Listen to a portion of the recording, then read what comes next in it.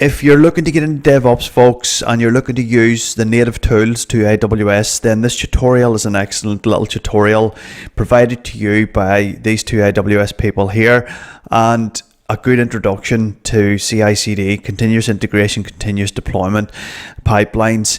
And this here will validate your Terraform code, folks, and you can cater it to your needs. You can intertwine it with other services like Jenkins and GitHub as well. There's more than one way to skin a cat, as they say.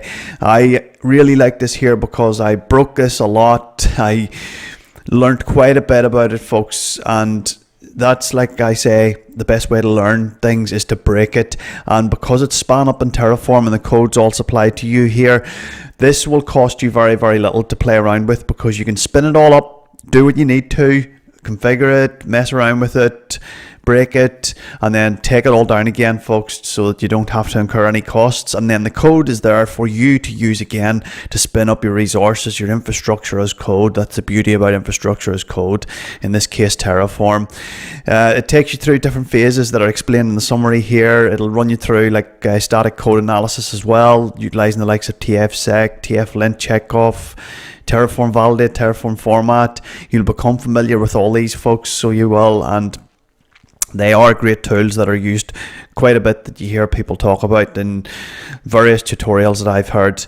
So you'll really get a good feel for how they work, folks, and the output of those. There's a good little architectural diagram here. It does exactly what it says on the tin here. I actually took Terraform Destroy off it. I wanted to see what the infrastructure looked like in the AWS console.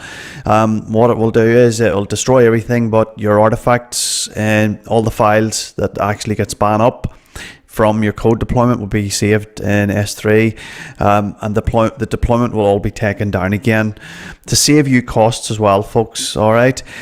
But I actually wanted to see what was there and be able to configure and play with it a little bit. If you needed to try something in the console first before you then go and add that as an addition to your Terraform code, then that's a good way to do things, folks. But again, play with it, ask questions as well, speak to people that you work along with, that you're possibly looking up to, like a mentor, and ask them questions about things.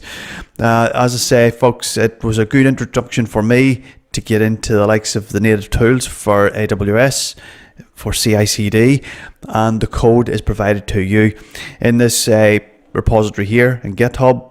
As you can see here, there's a multitude of modules here that you can dig into and configure. And like I said, I've built upon this here since I've started using it. Currently, I'm sitting at this amount of modules, and I've got SNS topics set up. I've got CloudWatch events set up, so I can get things sent to my mobile phone to say the pipeline has failed at this stage, or someone's put in, a pull request, and they need an approver, which is also incorporated into this too. And it'll allow you as well, folks, to configure the likes of identity and access management. So only the people with the access privileges that they require can go in and possibly approve a pull request, do other various things as well. So it's a good all-round thing to work on, to get a feel for a lot of services, not just CI CD, folks. IAM, identity and access management, is a tricky little area for me, and I really got a good feel about how it works just doing this tutorial and building on this here. Again, this here was deployed manually, so it was, but I then worked on it a bit more, and I actually deployed another pipeline through it, and I added Lambda as well to it, so I could actually automate the deployment of more code pipelines utilizing Lambda. Again, folks, there was a multitude of tutorials around it to actually add these bits on, and you could go absolutely mad with it, so you could throw all sorts of automation into it. But I would say just start out with the basic one that they give you here and get an understanding of it, and then start to add to it.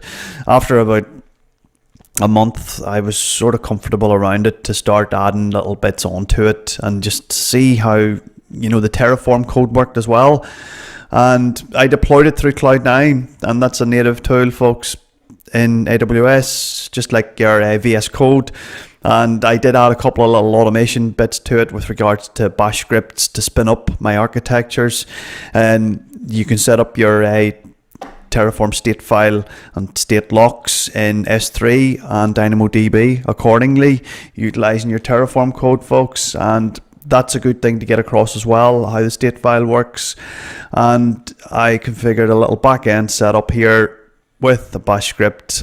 Beyond the scope of this tutorial, folks, I could cover off on another one if you like. And it's just simple automation to save me having to do a lot of ClickUps, okay? But it was just a matter of going in. If I do any of this, list all, you can see the bash script there. I've already made it an executable. And if I just run the bash script, then that will spin up my backend, my S3 buckets to store the state files and also the lock file, the DynamoDB setup. And this is just going through now. It's actually installing Terraform into my Cloud9 environment too. So any further deployments with Terraform will go ahead successfully. And what I would say is, folks, utilizing Cloud9, I'm utilizing the free tier here, just a T2 micro instance. And what I did before I started spinning up my architecture was I added a little bit more storage to the Elastic Block Store, because it can fail this environment if you run out of storage. So go into your EC2 instance, check the storage and up the space. In this case, I went from 10 gigabytes to 20 gigabytes, but have a feel about, again, it's a bit of a learning curve. It's beyond the scope of this tutorial, and you'll start to get a feel for why this here fails as well. And it was a good learning curve actually digging into a bit of how this Cloud9 works, because at the start, because I was VS Code Pro, I actually was trying to pull holes in this, but now I'm actually pro, Cloud9, because I'm used to it. It's like anything, the first time you see it, you'll pull it apart, but it's like anything, you start to see the good side of it. So in this case, folks, I've spun up 4 S3 buckets and the DynamoDB tables to store the state and the lock files, and I can utilize each of these to deploy into different environments. In this case, I'm going to use the management bucket because I want to deploy, like I said, another pipeline. Utilizing this pipeline, I'm delivering this pipeline here via the command line, but I can utilize this pipeline that's being created via the command line to then push more and pipelines into possibly another account, or you might want to keep them all in the one account. So that's the back end all set up. I then created another little bit of automation in the next folder where all my main configuration files are to build the pipeline, all the modules that are shown here. And that's, again, as you can see here, in an executable bash script file here. And if I just execute that, it'll ask me what environment you want to put it in. Like I said, I want to do it into the management. This is the bash script file that I created asking me these questions. Is it a change of environment? The reason I put that question there, folks, was because if you are changing environments and you're reconfiguring the state file, then that will prevent the state from being overwritten. So in this case, I've got different state buckets. I'm deploying into different environments. I will need to reconfigure the infrastructure to spin up and push the new state into another bucket. So that's why I'm doing that, answering that question. So it's initializing the back end here. What it'll go through, folks, it'll give us a full readout of what it's going to deploy, and it'll ask us do we want to go ahead, and then we can go ahead, and this will just spin up the full architecture of the pipeline we spoke about at the start. That is basically in this architectural diagram here. Okay, it's asking me there, do I want to go ahead? It's telling me there's going to be 33 resources. You can go through all the resources and just check to make sure everything's going to be to what you need. If it's not, then you can just say no. In this case, I'm saying yes because I've deployed this before. As well, point to note, folks, this is going to go through and deploy another pipeline here. You can configure all your, static analysis tools to go through and check everything out. I have cleaned this code up as much as possible to avoid any, you know, things getting flagged up with regards to, like, you know, you could have security groups that are wide open. You could have identity and access management with administrative access, just to name a couple of things that static code analysis tools will pick up, folks. Simple things as well, like the formatting of your code. You know, it's going to automatically run through Terraform format, FMT, and those are the types of things that'll pick up little syntax errors as well that you might have in the code. So they're good things. I also added in a Docker file here as well, folks. You can, as part of AWS Code Build, run a native Docker image that they provide. In this case, I created a lightweight image only with the things that I want to actually utilize with the deployment of Terraform. So the likes of TFSec, Checkoff, and TFLint. Those were the things I wanted to utilize, so they were the only things I put in my Docker image to be deployed, making it a bit more lightweight and making the, what do you call it, the code pipeline run a little bit faster. But more than one way to skin a cat, like I say. You can change it to your need, folks, and just play around with it. Again, I had a lot of playing around with the Docker file just to compare it to the speed of what the native Docker images were that were already provided by Code Build, and I found that this lightweight image here ran a lot quicker. It knocked a third off the time to actually run the code pipeline. Okay, and there are other things you can utilize as well, like caching the pipeline too, the different stages, and that will speed things up again.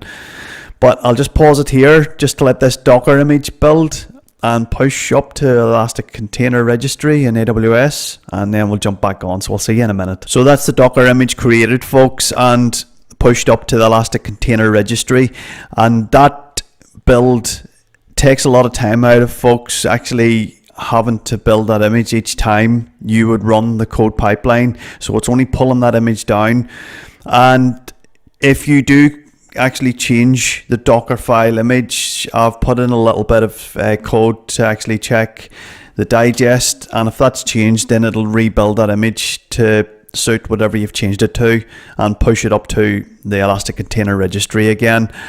But that's it in a nutshell, folks. For the length of time in this video, we've created our back end to store our state file and our state lock, and we've spun up the actual pipeline in AWS.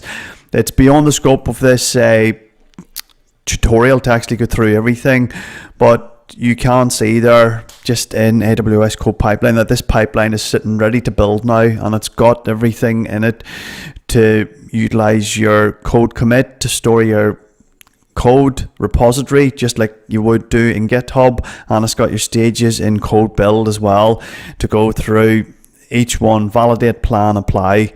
All right, destroy if required. But folks, it's a great little tutorial. Again, I'll drop the link in the actual description below, and if you've got any questions, please drop them in the comments. But as always, I will leave this one with you and wish you all the best. Take care. Good luck.